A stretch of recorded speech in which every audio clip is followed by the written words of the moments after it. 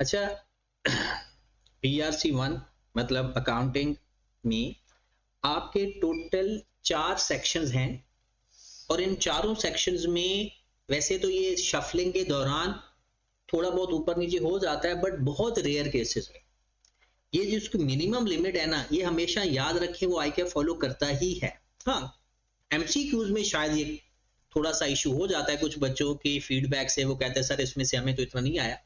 लेकिन जैसे आई कैप ने इन चारों सेक्शन की डिवीजन की है ना, इन चारों में से उसने सवाल पूछना है। मिसाल के तौर पर जो आपके पहले 3 चैप्टर है उसमें से उसने कम से कम 20 नंबर का सवाल आना ही, इससे ज्यादा हो सकता है, अकॉर्डिंग टू लॉ नहीं कम हो सकता, और 30 मार्क्स मैक्सिमम। मतलब पहले 3 चैप्टर्स, और ये आपको पता है थ्योरेटिकल चैप्टर्स हैं, और हमने अब इसको एंड पे करना है। मतलब क्रैश कोर्स के पॉइंट ऑफ व्यू से इन 3 चैप्टर्स को हमने एंड पे देखना है। उसके बाद आपके पास सेक्शन जो दूसरा है ये इंपॉर्टेंट है, इसमें से मार्क्स भी सबसे ज्यादा है, 25 से 35 नंबर, और इसके अंदर चैप्टर भी सबसे ज्यादा हैं। एक accrual prepayment, bad debts, correction of error और बैंक रिकंसिलिएशन स्टेटमेंट। हम सबसे पहले ये 4 चैप्टर पढ़ेंगे। मतलब 25 नंबर की तैयारी हम पहले करेंगे। मतलब अगर आज या वरना अगर कल हमारी क्लास स्टार्ट होती है तो हम पहले बैड डेट्स का टॉपिक कंप्लीट करेंगे, फिर उसके बाद एक्रूवल प्रीपेमेंट करेंगे, उसके बाद BRS करेंगे। हाँ, करेक्शन ऑफ एरर, क्योंकि आपको पता है इसमें सारी चीजें होती हैं, हम कर लेंगे, लेकिन करेक्शन ऑफ एरर खत्म नहीं होता, ये चलता ही रहता है। तो ये 4 चैप्टर का हमारा जो टारगेट है, कोशिश करेंगे कि ये हम मैक्सिमम 10 से 12 दिनों के अंदर कंप्लीट कर लें। और फिर हमारे पास फाइनेंशियल स्टेटमेंट का एक सेक्शन होता है जिसमें से 20 से 30 नंबर। ये तो अब आपको पता चल गया होगा क्योंकि आपने एग्जाम में अपेयर हो गए हो।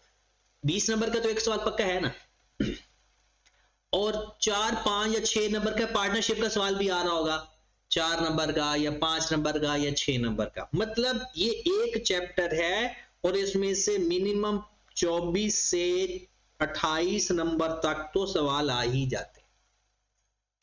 अब इसको हमने कब पढ़ना है? इसको हमने साइमल्टेनियसली पढ़ना है, साथ साथ पढ़ना है।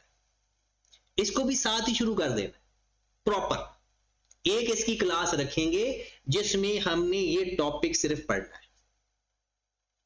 उसके बाद हमने एंड वाला सेक्शन, बल्कि ये सेक्शन इसके बाद हमारा स्टार्ट हो जाएगा प्रॉपर्टी, प्लांट एंड इक्विपमेंट का और इन्वेंट्री। हाँ, ये भी आपको पता है कि इस टॉपिक को पढ़ने के लिए ये टॉपिक का आना भी जरूरी है। और इन 2 चैप्टर में से मिनिमम 35 नंबर है और मैक्सिमम 25 नंबर। अब आपने जब इसकी तैयारी करनी है, उस तैयारी के लिए आपके पास ये फार्मूला,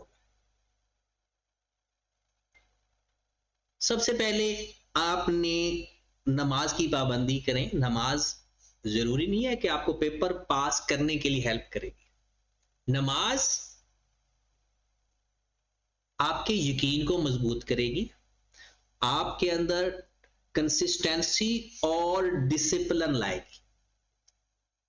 अगर ये 2 चीजें आएंगी तो आपका फोकस इंप्रूव होगा। इसके बाद हार्ड वर्किंग वाली, हार्ड वर्क तो आपने पहले भी किया होगा शायद।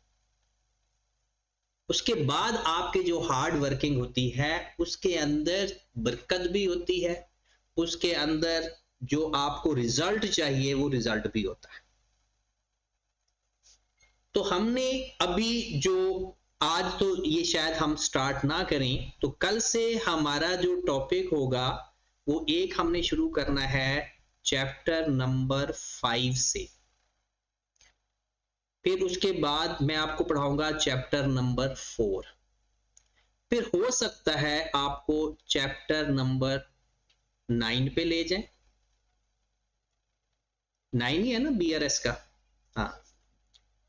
फिर उसके बाद आपको चैप्टर नंबर 6 और चैप्टर नंबर 7 पे ले जाएंगे। ये हमारा मेन काम होगा, ये 5 चैप्टर। और एक चैप्टर हमारा जो फाइनल अकाउंट का है चैप्टर नंबर 10, वो साइमल्टेनियसली साथ साथ चलता रहेगा। उसमें जो भी चीजें, क्योंकि आप सबने एक दफा थोड़ा बहुत आइडिया तो है, चीजों के बारे में अंडरस्टैंडिंग तो है, तो ये तो हम कर ही नहीं सकते ना कि सब कुछ आपने पढ़ा होगा तो फिर हम यहाँ तक जा सकते हैं, नहीं, हम यहाँ तक जा सकते हैं। और उसके बाद जब ये हमारे 5 चैप्टर्स हो जाएंगे, छठा चैप्टर ये साथ साथ चलेगा, फिर हम एंड पे 4 चैप्टर पढ़ रहे होंगे, रेक्टिफिकेशन ऑफ एरर और पहले 3 चैप्टर। ये हमारी होगी अकाउंटिंग की प्लानिंग। और जो हमारी क्वांटिटेटिव मेथड की प्लानिंग होगी, उसमें आप देख लें कि जिसका क्यूएम का पेपर होगा वो किस तरह से हम लेकर चलेंगे, वो हमने इस बार सीक्वेंस के साथ जाना है। सबसे पहले हमने लीनियर एंड क्वाड्रेटिक इक्वेशन, मतलब पहले ये 2 चैप्टर कंप्लीट करने। आई कैप के हिसाब से ये 2 चैप्टर है, बट मैंने आपको इन दोनों को साथ पढ़ाना है, साथ साथ मैं आपको होमवर्क भी दिया करूंगा। और साथ उसके बाद ये हमने मैथमेटिकल प्रोग्रेशन और लीनियर प्रोग्रामिंग, इसमें से मिनिमम 20 मार्क्स तो है ही है, और मैक्सिमम इस 4 चैप्टर में से 30 मार्क्स है। मतलब चैप्टर 4 है, मिनिमम 20 और मैक्सिमम 30 मार्क्स, ये पहले 4 चैप्टर। फिर अगले जो 2 चैप्टर्स हैं हमारे पास, मतलब जिसे फाइनेंस बोला जाता है, उसमें से मिनिमम 20 मार्क्स हैं। चैप्टर 2 है, और आपको पता है हम तो इसको सिंगल चैप्टर के हिसाब से पढ़ेंगे, हम ना कॉन्सेप्ट के साथ पढ़ेंगे। एक कॉन्सेप्ट पढ़ेंगे, उसके सवाल करेंगे, फिर दूसरा कॉन्सेप्ट पढ़ेंगे, उसके सवाल करेंगे। इस तरह से कॉन्सेप्ट वाइज आपको पता भी चल जाएगा।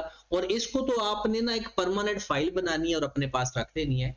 उसकी वजह यह है क्योंकि कल को जब हम लोग आगे फर्दर स्टडीज में जाएंगे तो ये एज इट इज आपको काम आएगा, और इतना ज्यादा काम आएगा कि आप लोगों की सोच से भी बढ़ के पूरा आगे भी एक सिर्फ इन 2 चैप्टर के ऊपर पूरा सब्जेक्ट है आपका।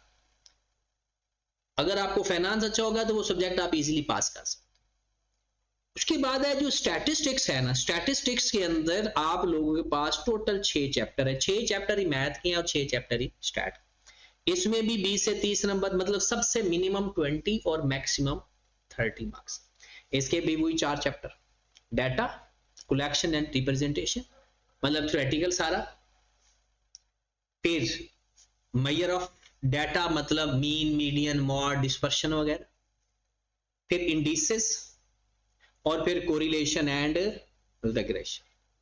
इसको भी स्टैट को भी मैं कुछ इस तरह से लेकर चलूंगा कि साथ साथ किस तरह से लेकर चलना है ये आप मुझ पे छोड़ दें, किस तरह से आपकी तैयारी करवानी है वो हम साथ साथ, और साथ साथ इसका टेस्ट भी हो जाएगा। और हफ्ते में आपके तकरीबन 3-4 टेस्ट हुआ करेंगे।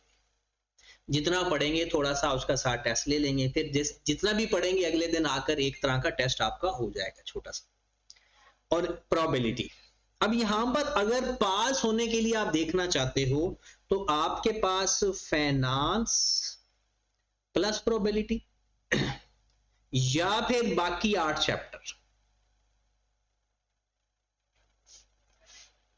या तो बाकी 8 चैप्टर अच्छी तरह तैयार कर ले, 50 नंबर वो है, और फाइनेंस और प्रोबेबिलिटी जो कि टोटल 4 चैप्टर बनते हैं इसको तैयार कर।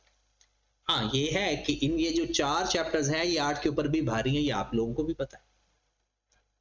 तो इसके लिए हमारा जो प्लान होगा साथ साथ, तो चैप्टर नंबर 1 से ही कल इंशाल्लाह स्टार्ट करेंगे, और चैप्टर नंबर 1 से ही आपको आगे सारी फर्दर चीजें मैंने सिखानी है। फिर चैप्टर नंबर 2, ये 1-2 इकट्ठा ही हो जाएगा, मैथमेटिकल प्रोग्रेशन हो जाएगा, उसके बाद फिर लीनियर प्रोग्राम। साथ साथ मैं आपको स्टैट के नोट्स भी दूंगा, और साथ साथ इसकी थोड़ा सा और भी देता जाऊंगा। क्लास इसकी भी रेगुलर होती रहेगी, लेकिन जब तक हम मैथ पढ़ रहे होंगे तब तक सर शहबाज क्लास लेंगे, और जैसे मैथ खत्म हो जाएगी हमारी फिर उसके बाद अगर जो चीजें मसले वाली होगी वो मैं खुद डिस्कस कर दूँ। ठीक है, बस ये है कि आपने अब साथ साथ पढ़ना है। कोई बात अगर समझ नहीं लगी ना तो आपने साथ ही पूछनी है, ऐसा नहीं करना कि इसको डिले करना है। अगर डिले करोगे ना फिर वही रिजल्ट आ जाता है। ठीक है, चलें जी, आज के लिए बस इतना ही आप लोगों के लिए है। कल से फिर आप लोग रेगुलर आपके लिए, क्योंकि मैंने टाइम नहीं बताया बच्चों को, तो जैसे ही कल टाइम अपडेट कर देंगे तो हमारा 11 बजे ही क्लास स्टार्ट हो जाएगी। तो 11 से ये जाएगी, कोई 11 से 1:30 बजे तक चली जाएगी। ठीक है ना। 11 से 12 हमारी क्यूएम की क्लास हो जाएगी और 12 से 1:30 बजे तक हमारी अकाउंटिंग की क्लास हो जाएगी। फिर उसके बाद नमाज की ब्रेक होगी, फिर तो बाकी जिसका जो सब्जेक्ट होगा, जिसने इको पढ़नी होगी वो इसके बाद, और जो बाकी सब्जेक्ट्स होंगे उसके बाद। ठीक है।